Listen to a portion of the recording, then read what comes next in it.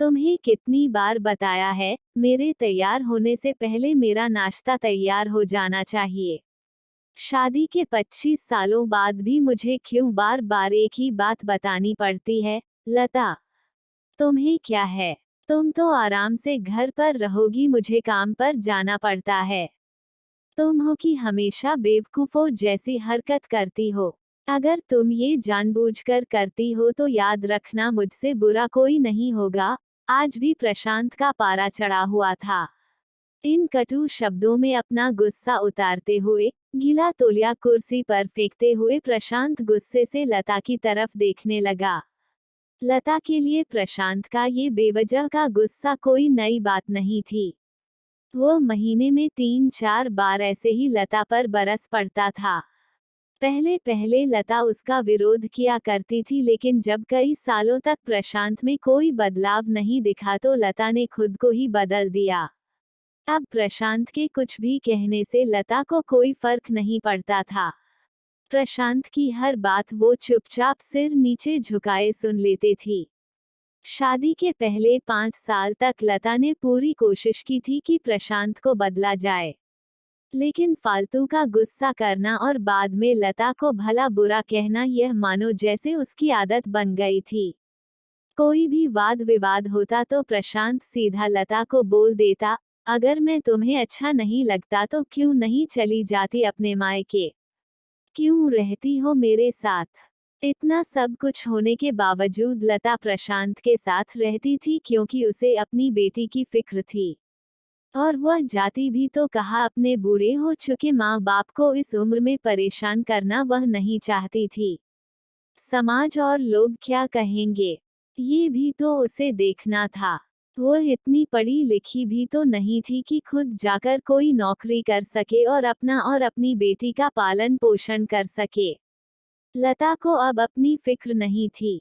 उसको फिक्र थी तो बस अपनी शादी लायक हो रही बेटी की। लता नहीं चाहती थी कि पति पत्नी के झगड़े की वजह से काव्या डिस्टर्ब हो। काव्या की पढ़ाई पूरी हो चुकी थी, उसके लिए अब शादी के रिश्ते आने लगे थे। कई रिश्तों को काव्या ठुकरा चुकी थी। 2-3 महीने बाद एक अच्छा रिश्ता आया। रिश्तेदारों और पहचान के लोगों ने भी लड़के के बहुत गुणगान किए थे। प्रशांत एक शाम अपनी बेटी के पास बैठकर उसे बताने लगा, काव्या, प्रशांत बहुत अच्छा लड़का है। पढ़ा लिखा है, बड़ा घर है, बहुत अच्छी नौकरी है। ऐसे रिश्ते बार बार नहीं आते बेटा। इस बार मना मत करना। काव्या अपने पिता से ज्यादा बात नहीं करती थी। शायद डरती थी या शायद नफरत करती थी, लेकिन आज वो अपनी पूरी हिम्मत इकट्ठा कर बोली, मुझे अभी शादी नहीं करना है पापा। मैं नौकरी करना चाहती हूँ। खुद अपने पैरों पर खड़ी होना चाहती हूँ। हाँ तो उसमें क्या बड़ी बात है? मैंने लड़के से बात की है। वो तुम्हें किसी बात के लिए नहीं रोकेगा। तुम शादी के बाद भी नौकरी कर सकती हो। वो तुम्हें नौकरी के लिए परमिशन दे देगा। प्रशांत बोला, मेरा नौकरी करना या ना करना उसकी परमिशन पर क्यों डिपेंड रहेगा पापा? काव्या ने पूछा। मैं कह रहा हूँ ना, तुम्हें किसी भी चीज की कमी नहीं होगी वहाँ। ऐसे रिश्ते बार बार नहीं आते। इसे ठुकरा मत, बहुत खुश रहोगी तुम वहाँ। प्रशांत बोला, पापा क्या मैं उतनी ही खुश रहूंगी जितनी मम्मी इस घर में खुश है? काव्या ने तंज कसते हुए कहा, आज तुम्हारी जबान कुछ ज्यादा नहीं चल रही। प्रशांत गुस्से से आंखें बड़ी करते हुए बोला, पापा मुझे शादी ही नहीं करनी है, क्योंकि शादी के बाद अगर वह लड़का आपके जैसा निकला तो मैं क्या करूंगी? मुझे आपके जैसा जीवन साथी नहीं चाहिए जो बिना बात के मुझ पर हमेशा चिल्लाए। मुझे कुछ भी अपनी पसंद का लेना हो तो 10 बार सोचना पड़े, कहीं वह नाराज ना हो जाए। मेरी तबीयत कैसी भी हो उसे परवाह ना हो। रोटी थोड़ी सी मोटी बन जाए तो घर सर पर उठा ले। उसकी चेकबुक ना मिले तो भी मेरा ही दोष निकालें। और हर छोटी मोटी बात पर मुझे मायके जाने के लिए कहे। काव्या ने अपना दिल खाली करते हुए पापा से सब कह दिया। प्रशांत का गुस्सा सातवें आसमान पर था, लेकिन उसके मुंह से एक भी शब्द नहीं फूट रहा था। वो काव्या की बातें सुन रहा था। काव्या उतना ही बोलकर चुप नहीं हुई। आज पहली बार वह अपने पापा के सामने इतना कुछ बोल रही थी। पापा, आपने माँ के साथ हमेशा गलत व्यवहार किया है। आप अपने ऑफिस का गुस्सा बिना सोचे समझे माँ पर उतार देते हैं, कभी इस बात की परवाह भी नहीं करते कि उन्हें कैसा लगता होगा।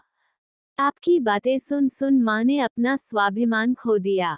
प्रशांत आज पहली बार अपने किए बर्तावों को महसूस कर पा रहा था। वो इतना ही बोल पाया, जो तुम्हारा मन है वो करो, मैं तो इतना बुरा हूँ ना। काव्या ने प्रशांत का हाथ पकड़ा और बोली, पापा, मुझे सिर्फ एक सवाल का जवाब दे दो, क्या आप चाहेंगे कि मेरा पति आपके जैसा हो? अगर आपका जवाब हाँ है तो कर दीजिए मेरा रिश्ता आज ही, और ना है तो मुझे आत्मनिर्भर बनने दीजिए। प्रशांत कुछ भी ना बोल पाया और वहां से चुपचाप बाहर चला गया। आज उसे लता के सामने जाने में शर्म आ रही थी।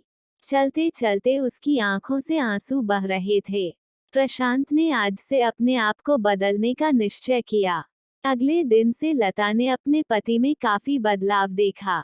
वो सोचने लगी कि जो हिम्मत काव्या ने दिखाई है, वो हिम्मत अगर मैं पहले ही दिखा देती तो शायद आज परिस्थिति कुछ और होती। अब काव्या पढ़ लिख कर अच्छी नौकरी करने लगी थी और 3 साल बाद उसके लिए एक अच्छा रिश्ता आया और उसकी विदाई पर प्रशांत बोला, बेटा तू हमेशा खुश रहेगी क्योंकि तेरा पति तेरे बाप जैसा नहीं है।